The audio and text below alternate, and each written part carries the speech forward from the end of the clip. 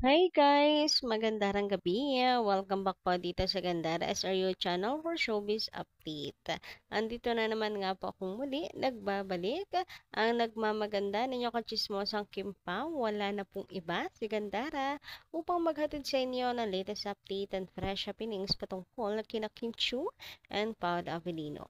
And para nga po sa gabing ito, ang tatalakayin natin pag-uusapan ay may kinalaman kay Barbara. Yes, ang best friend childhood friend ni Alden Richards na si Barbie Fortes sana hangang-hanga sa husay ni Kim Chiu sa pag-arte.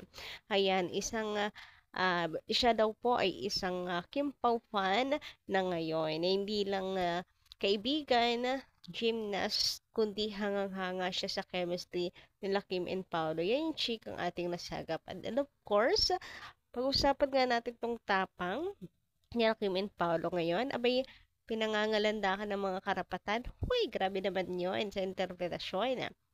Pero wag ka at wala na pong pag-aalinlangan ang mga yan sa pag-flex sa isa't isa. Anyway, bago tayo mag-start sa mga hindi pa po nakaka-subscribe dito sa ating channel, maaari lamang na pindutin po ninyo ang subscribe button at notification bell natin na nandyan sa baba para mag-updated po kayo at ma-notify tuwing may bago tayong chika at balita hinggil sa Kim Pao. Basta mga balita na may kinalaman, kina Kim Chiu and Paolo Avellino, sagot na po natin yan. And tonight, eto, unahin nga po natin ang rant ng iba nating kakimpaw fans about sa kita ng may love will make you disappear. So, from Madam Edita, ayan, comment niya rito. Shoutout po pala sa inyo. Ayan, hello Miss Gandara, minsan nakakainis eh. Bakit ba wala pang klarong kita ang Kimpaw? Alam namin na hit ang pelikula. Sana naman ay may klarong kita na.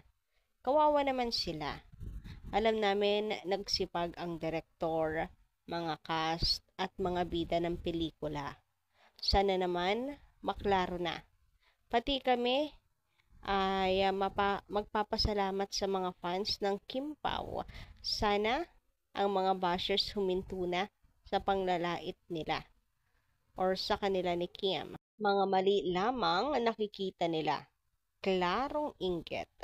Hindi nila alam na binigyan ni Pau sa pagpapik ng solo si Kim. Yan ang sabi ng mga cameraman at sa mga photographer. Pagkatapos sila naman ang nag-pick, magkatabi na sila. O di ba? Ang sama ng tingin ng mga bashers, mga chismosa, nabubuhay sila sa maling akala.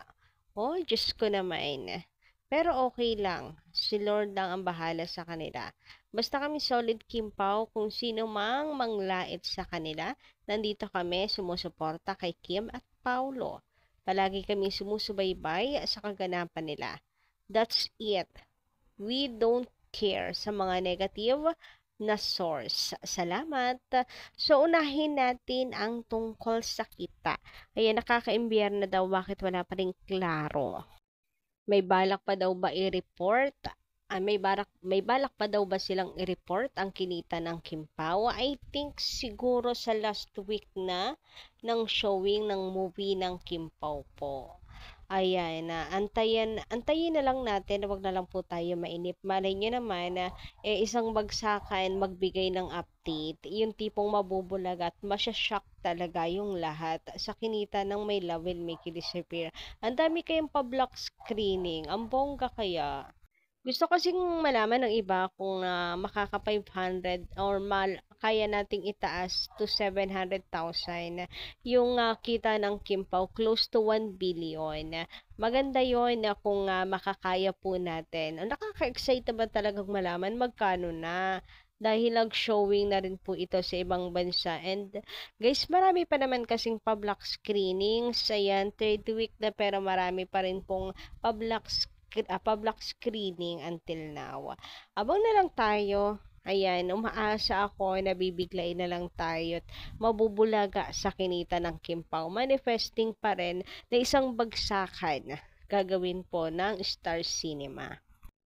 Ako, basta ako, yung sapat na yung kahit yung sapat lang para magkaroon po ng next project sila Kim and Paolo para happy po tayong lahat. Yun yung goal ko, hindi na maghangad ng super super as in OA sa pag-expect. Basta mamit lang natin yung dapat para magka-next project ulit ang Kim Pao. Yun yung importante sa akin, magka-next project ang Kim Pao. Kaya nga, for the nood pa rin ulit, nang paulit-ulit, ganun din yung iba nating ka-Kim Pao fans.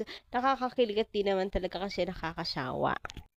Samantala, dito naman tayo sa tapang era ng Kim Pao. Ayan, well, dalawa po sila for the flex sa isa't isa. Ayan nga po't piniflex ni Kimia si Paolo Avellino. Ayan at nakatagpo at Paolo Avellino. Grabehan nga yun. Tumatapang na talaga silang dalawa. Sana po ay hindi lang sa fans kundi sa publiko. Pwede na, kung pwede na. Of course, for the respect pa rin po tayo. Pero, yung may paganyan sila, may pag-flex, alam mo may karapatan. Hoy, grabehan nga yun. Proud sila. Ayan. And eto pa, even Paolo Avellino, biruin nyo ha, wala siya dyan sa picture na yan. Pero, may pag-repost ang papi. May pag-repost. Proud na proud yan sa kanyang chinita. Proud na proud sa kanyang prinsesang peglang, di ba?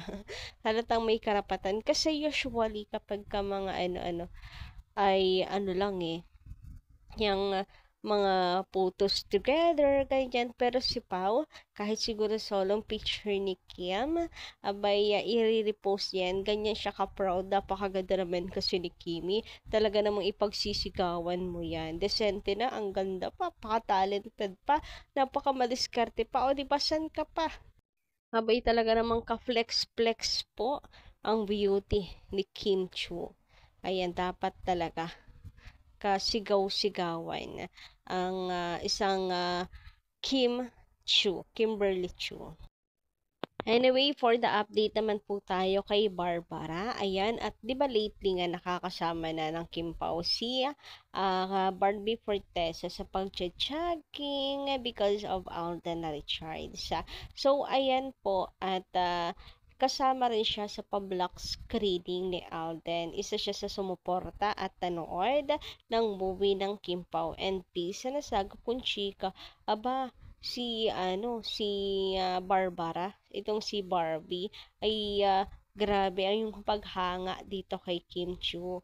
And 'di ba nakakapag ano naman na sila, nakapag-vlog na together. Sino nakapanood noon? So same vibes talaga silang dalawa. Mayroon na rin talagang friendships silang dalawa. And then ayun, na proud siya kay Kimi. And fan na rin ng Kim Pao kasi grabe naman po talaga. Undeniable naman talaga ang chemistry nila. So si Kim, nakakasama na niya dati sa Showtime, then nakapag-vlog na sila. And pangarap yan ni Barbie Tapos natupad. Tapos si Paolo naman na-meet niya because of Alden Richards, ganyan. And ayun, fan na siya ngayon ng Kim Pao. Nakakatuwa, di ba?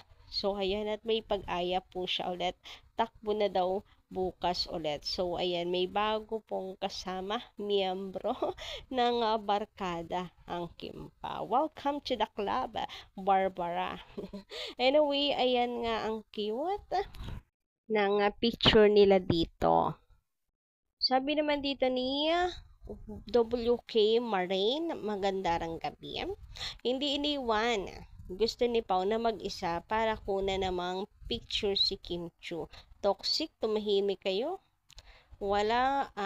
Tumahimik kayo, walang magawa sa buhay. Ganun talaga, yan nyo na yan nyo na sila. Ganun talaga, makikita ng utak. Mga bobo magbigay ng kanilang opinion at magbasa ng galaw.